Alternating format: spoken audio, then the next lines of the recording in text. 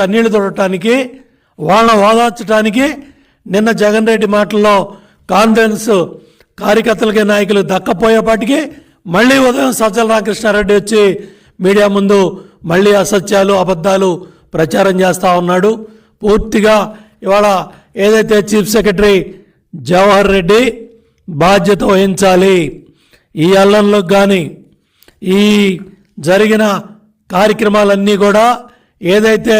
కీలకమైన స్థానాల్లో బాధ్యత గల అధికారులని పెట్టకపోవటం, తాడేపల్లి ప్యాలెస్ నుంచి ఈ రోజుకి కూడా అక్కడ ధనంజయ రెడ్డి కావచ్చు, సజ్జల రామకృష్ణారెడ్డి కావచ్చు,